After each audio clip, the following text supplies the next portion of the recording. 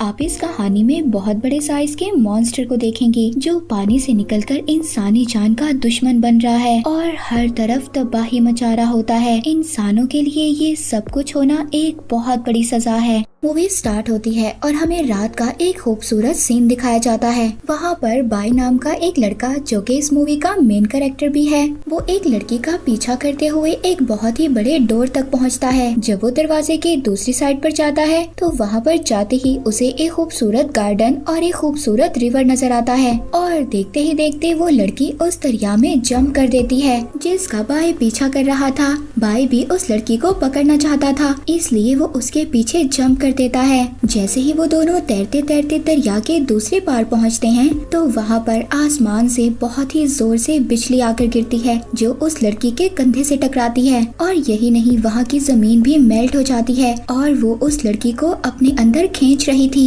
By के देखते ही देखते वो लड़की जमीन में दफन होकर मर जाती है। यहाँ पर हमें पता चलता है अभी तक जो हमने सब कुछ देखा था वो बाई का सिर्फ एक ख्वाब था, न कि रियलिटी थी। बाई जैसे ही अब इन सब बातों को अपने माइंड से निकालकर अपने काम पर पहुंचता है तो वहाँ पर जाकर उसको पता चलता है जो उसका पार्टनर था उसको किसी बिजनेसमैन के गार्ड्स ने पकड़ लिया था, क्योंकि उस बिजनेसमैन का ये कहना था कि बाई के फ्रेंड ने उसकी कोई बहुत ही इम्पोर्टेंट चीज चुराई थी। वो लड़का बार बार कसम खाकर सबको यकीन दिलवा रहा था कि उसने कुछ भी नहीं किया, मगर उस लड़के की कोई भी बात नहीं सुनी जा रही थी। जब उस लड़के को सजा मिलने वाली थी तभी बाई आ जाता है और उसको बचाता है और बिजनेसमैन से कहता है कि मैं इसकी तरफ से माफी मांगता हूँ, आप प्लीज इसको छोड़ दें। बाई बिजनेसमैन से कहता है कि आप जो भी कहेंगे मैं करने के लिए तैयार हूँ। ये सब बातें सुनकर उस बिजनेसमैन के एक्सप्रेशन ऐसे थे कि जैसे उसका कोई काम पूरा हो गया हो, उसने अपना काम निकलवाना हो और उसको अपना काम निकलवाने का मौका मिल गया था। वो बिजनेसमैन बाई के सामने ये शर्त रखता है कि अगर तुम मुझे सेलेस्टियल बोन ला कर दे दो तो मैं तुम्हारे दोस्त को बिल्कुल सही सलामत छोड़ दूंगा। बाई के पास अब कोई और रास्ता नहीं था,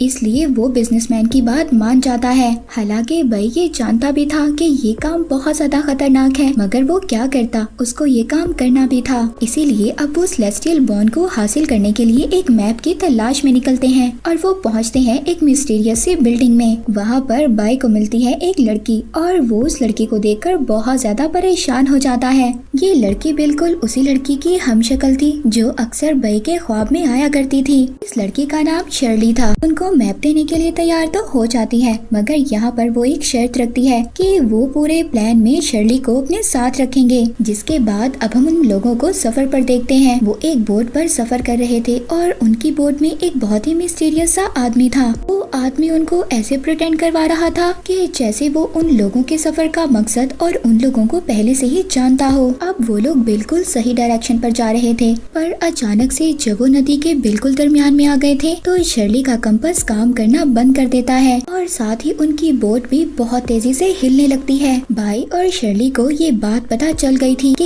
यहाँ पर कोई ना कोई बहुत बड़ा मॉन्स्टर है। बोट के फ्रंट पर खड़े होकर पानी के ऊपर देखने लगते हैं। पहले तो उनको कुछ भी नजर नहीं आता, पर अचानक से एक बहुत बड़ा मॉन्स्टर उनकी बोट पर अटैक कर देता है, जिसकी वजह से उनकी बोट टूट जाती है। पानी में गिरने ही वाली थी, पर यहाँ पर बाई उसको बचा लेता है। इसके बाद वहाँ पर बाई के सभी फ्रेंड्स इकट्ठे हो जाते हैं उस मॉन्स्टर से लड़ने के लिए। बाई को यहाँ पर एक आइडिया आता है। वो बोट का सेफ क्लॉथ उतारकर उसको एक ट्रैप में चेंज कर देता है ताकि वो इस ट्रैप में उस मॉन्स्टर को कैद कर सके। वो मॉन्स्टर जैसे ही इनकी बोट पर जंप करता है, बाई उसको अपने बनाए हुए ट्रैप में फंसा तो लेता है, लेकिन उस मॉन्स्टर ने एक ही झटके में उस ट्रैप को तोड़ दिया था। अब मॉन्स्टर को बहुत ज्यादा गुस्सा आ गया था, जिसकी वजह से मॉन्स्टर ने बोट पर तोड़ फोड़ शुरू कर दी थी और वहाँ पर अब वो सबको खाने ही वाला था। तभी यहाँ पर एंट्री लेता है वही मिस्टीरियस आदमी जिसको हमने इनकी बोट के सफर पर स्टार्ट में देखा था। वो अपने इलेक्ट्रिक वेपन से मॉन्स्टर पर अटैक करता है। उस मॉन्स्टर को बहुत ज्यादा दर्द हो रहा था और आखिरकार वो मॉन्स्टर उनकी बोट छोड़कर वहाँ से चला गया था।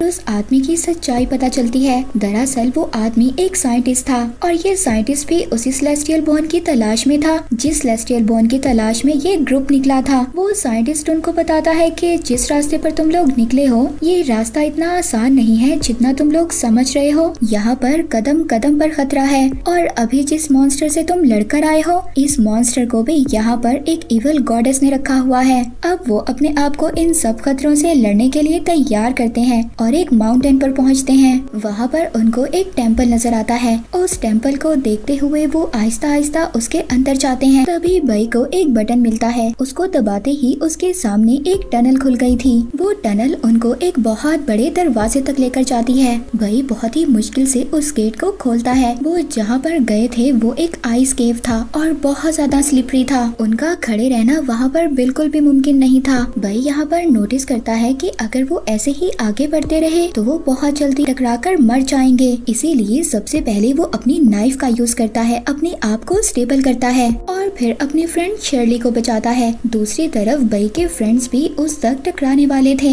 अब बई यहाँ पर ये करता है कि वो शर्ली को अपने दूसरे फ्रेंड्स पर धक्का देता है। तभी वहाँ पर वो सभी एक टनल में गिर जाते हैं और अब वो एक नई केव में पहुँच गए थे। पर बई यहाँ पर खतरे में था, मगर शर्ली अपना हुक डालकर बई को भी दूसरी केव तक ले आती है। शर्ली ये बात नोटिस करती है कि उनके इर्द गिर्द कोई है और यहाँ पर अचानक से शेडोज के अंदर से बहुत सारी आईज ओपन होती हैं। ये देखने में बहुत खौफनाक था। दरअसल ये सारी आईज वुल्फ्स भेड़ियों की आईज थी और यहाँ पर भूखे भेड़िए उन पर अटैक करने के लिए तैयार थे। अब इससे पहले ये लोग किसी एंट्रेंस को ओपन करते या वहाँ तक पहुँच पाते, तभी वहाँ पर सभी भेड़िए इन पर अटैक कर देते हैं। ये सारा ग्रुप उन भेड़ियों से मिलकर लड़ता है। ये अपनी तलवारों से उन भेड़ियों को दूर कर रहे थे और तभी भाई यहाँ पर कुछ लाइट्स ऑन करता है। ये भेड़िए लाइट से दूर भागते हैं। तभी भाई ये डिसाइड करता है कि वो यहाँ पर जितने भी भेड़िए हैं सभी को लाइट दिखाकर सबको दूर रखेगा और बाकी जो लोग हैं वो इस बात का फायदा उठाएंगे।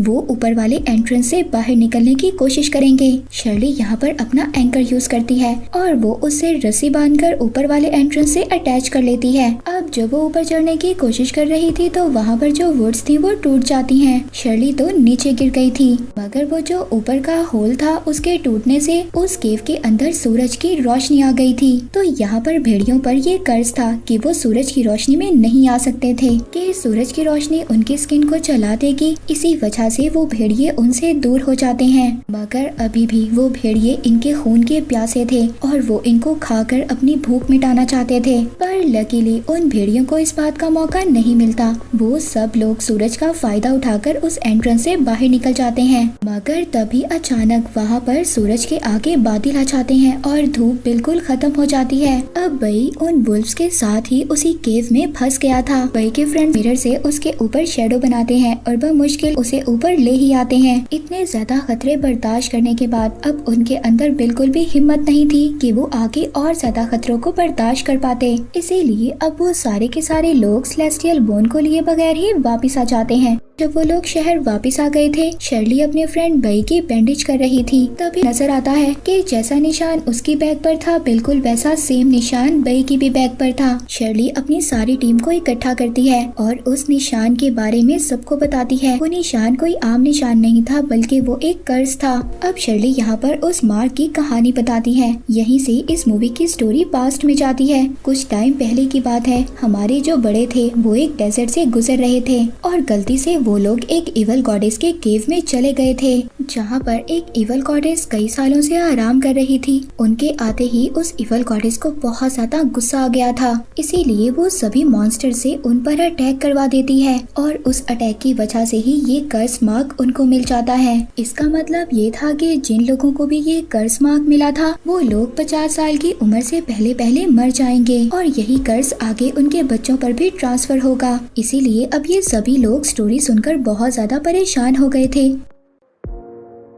वो शर्ली से पूछते हैं क्या कोई रास्ता है इस कर्ज से बाहर निकलने का। बताती है कि जिस सेलेस्टियल बोन की तलाश में हम पहले निकले थे वो ही सेलेस्टियल बोन इस निशान को खत्म कर सकता है। बई जो कि अब शर्ली को बहुत ज्यादा पसंद करने लगा था, वो ये डिसाइड करता है कि वो शर्ली को ऐसे मरने नहीं दे सकता। वो हर हाल में सेलेस्टियल बोन लेकर शर्ली की जान बचाएगा। अब इस काम में उसके सभी ग्रुप के लोग भी उसकी हेल्प करने के लिए तैयार थे। अब वो पहुँचते हैं दोबारा उसी केव के अंदर जहाँ पर बहुत सारे भेड़िए थे। वो उस केव की कंडीशन को बहुत अच्छे तरीके से जान गए थे, इसीलिए अब वो लोग पूरी तैयारी के साथ आए थे। वो लोग एक मैकेनिज्म की हेल्प से 30 मिनट तक उस केव को रोशन रखने का इंतजाम करते हैं, ताकि इन 30 मिनट के अंदर वो भेड़िए इन पर अटैक ना करें और ये 30 मिनट के अंदर अपना रास्ता कंप्लीट कर लें कि सेलेस्टियल बोन हासिल कर ये वहाँ से बाहर निकल जाएं। लेकिन अगर वो ऐसा नहीं कर पाए तो वो लोग इस केव के अंदर ही फंस जाएंगे। वो लोग उस केव के अंदर जाने के बाद जैसे तैसे कर दूसरी केव को भी खोल लेते हैं। वो एंट्रेंस खुलती है एक टेम्पल की सूरत में, जो दिखने में बहुत ज्यादा ओल्ड मगर एडवांस टेम्पल था। अब बई जाते ही वहाँ पर जैसे ही लाइट ऑन करता है, चेन रिएक्शन की मदद से पूरा का पूरा टेम्पल रोशन हो जाता है और वो लोग बहुत ही ध्यान से आगे बढ़ रहे थे। तभी बई का अपना ही पाँव एक ट्रिगर पर रखा जाता है। बई का पाँव उस ट्रिगर पर रखते ही तो वो टेम्पल बहुत ही जोर जोर से हिलने लगता है और फिर अजीब अजीब किस्म के वेपन्स उन पर अटैक करते हैं। वहाँ पर एक तरफ से तीर निकल रहे थे तो दूसरी तरफ से तलवार, जिससे वो बहुत मुश्किलों से बचते हैं, मगर अभी उनसे वो बचे ही थे। तभी उन पर बहुत बड़े बड़े स्पाइक्स गिरने लगते हैं। उनको अब ऐसा फील होता है कि उन्होंने सभी खतरों को पार कर लिया है। उनके सामने एक टॉम्ब अपीयर होता है। उस टॉम्ब के ऊपर वही सेलेस्टियल बोन घूम रहा था जिसकी तलाश में ये लोग यहाँ तक आए थे। यहाँ पर इन पर और भी बहुत बड़े बड़े मॉन्स्टर्स अटैक कर देते हैं। बई जैसे ही उस सेलेस्टियल बोन को उठाकर अपने बैग में रखता है, तभी वहाँ पर बहुत बड़े बड़े स्पाइडर्स आकर इन पर अटैक कर देते हैं, जिनसे बचने के लिए पूरे का पूरा ग्रुप उनसे फाइट करता है। तभी बई ये बात नोटिस करता है कि ये सभी क्रिएचर सेलेस्टियल बोन के लिए स्ट्रगल कर रहे हैं उसको बचाने के लिए। अब बई तभी यहाँ पर एक प्लान करता है। वो अपने सभी ग्रुप मेंबर्स को वहाँ से भेज देता है और खुद उन बड़े बड़े स्पाइडर्स के दरमियान में खाने का चारा बन जाता है, क्योंकि उसके पास सेलेस्टियल बोन थी। अब सारा ग्रुप तो ऊपर की तरफ केव के अंदर चला जाता है और शर्ली यहाँ पर अपने फ्रेंड को बचाने के लिए रुक गई थी। वो एक एरो से उन पर अटैक करती है। तभी बई को भी मौका मिल गया था ऊपर की तरफ जाने का। अब जैसे ही ये दोनों ऊपर जा रहे होते हैं तो वो स्पाइडर्स वेब का यूज कर शर्ली को नीचे की तरफ खींच लेते हैं, जिसके बाद शर्ली को ये लग रहा था कि उसकी जिंदगी अब यहीं पर खत्म हो जाएगी। पर बई शर्ली को अकेला छोड़कर कैसे जा सकता था। वो जल्दी से आकर शर्ली को बचाता है, पर वो भी यहीं पर फंस जाता है। अब वो दोनों मिलकर उन स्पाइडर से लड़ ही रहे होते हैं। तभी पूरा ग्रुप उनको बचाने के लिए आ जाता है। यहाँ पर आते ही उस साइंटिस्ट ने इन सभी मॉन्स्टर्स पर अटैक कर दिया था और इसी वजह से सभी मॉन्स्टर्स उनसे दूर हो जाते हैं और उन्हें इतना मौका मिल जाता है कि वो बहुत ही बड़े गेट के पीछे खुद को छुपा लें। पर वो साइंटिस्ट बाहर ही था। वो सभी स्पाइडर से लड़ भी रहा था और अपनी बोतल से गैसोलीन भी उन पर डाल रहा था। वो साइंटिस्ट ये काम कर वापिस आ जाता है। तभी बई वहाँ पर अपना जला हुआ लाइटर फेंककर आग लगा देता है। जैसे कि हमने पहले देखा था कि एक लाइट ऑन करने से पूरा का पूरा टेम्पल रोशन हो गया था, तो इसका मतलब ये था कि इस टेम्पल में चेन रिएक्शन हो रहा था। तो अब यहाँ पर थोड़ी सी आग लगाने से पूरा का पूरा टेम्पल ब्लास्ट हो जाता है। ब्लास्ट होने की वजह से वहाँ पर बहुत ज्यादा आग लग गई थी और अब ऑक्सीजन लेवल भी खत्म हो रहा था, जिसका सिंपली मतलब ये था कि यहाँ पर जितने भी लोग फंसे हुए थे सभी मर जाएंगे। तभी जब इन सब लोगों को ये पता चलता है कि ये लोग अब नहीं बचेंगे, तो सभी लोग वहाँ पर अपने हाथों को एक दूसरे से बांध लेते हैं, जैसे कि वो एक यूनिटी शो कर रहे हो। और जैसे ही ये करते हैं तभी शर्ली का कंपास दोबारा से काम करना छोड़ देता है, जिसे ये सभी लोग देखकर बहुत ज्यादा हैरान हो गए थे, क्योंकि जब पहली मर्तबा शर्ली का कंपास काम करना बंद किया था तो उनके ऊपर सबसे पहले रिवर मॉन्स्टर ने अटैक किया था। और तभी उन्हें ये बात पता चलती है कि ये टेम्पल रिवर के बिल्कुल दरमियान में था और इनके आसपास वही रिवर मॉन्स्टर भी है। और इनकी सोच के मुताबिक बिल्कुल ऐसा ही होता है। वो मॉन्स्टर बिल्कुल इनके करीब था और वो बार बार टेम्पल की दीवार पर हिट कर रहा था और इसी वजह से उस टेम्पल की दीवार टूट जाती है और टेम्पल के अंदर बहुत सारा पानी इकट्ठा हो गया था। और अब रिवर मॉन्स्टर भी इन लोगों को मारने के लिए वहाँ पर आ गया था। वो तैरते हुए उस टेम्पल से निकलने की कोशिश कर रहे थे, पर लास्ट में बई बच जाता है। जब वो पीछे देखता है तो उसको रियलाइज होता है कि वो रिवर मॉन्स्टर उसको खाने वाला था। पर यहाँ पर बई की लक अच्छी थी। एक बहुत बड़ा पत्थर उस मॉन्स्टर पर गिर गया था और वो मॉन्स्टर उसी टेम्पल में कैद हो जाता है। वो लोग फाइनली अब पानी के सरफेस तक आ गए थे, यानी कि बई का पूरा ग्रुप उस मिशन में कामयाब हो गया था। सब लोग ट्रेन में बैठकर सफर कर रहे थे वापस अपने घर जाने के लिए। तभी शर्ली बई का शुक्रिया अदा करती है कि उसने बार बार शर्ली की जान बचाई। तभी यहाँ पर बई सबसे कहता है उस इवल गॉडेस ने जिन जिन लोगों को ये कर्ज दिया है, इस सेलेस्टियल बोन की मदद से हम सारे लोगों का कर्ज खत्म कर देंगे। बई का सारा ग्रुप उसकी बात मान जाता है। इसी के साथ ये मूवी यहीं पर एंड हो जाती है।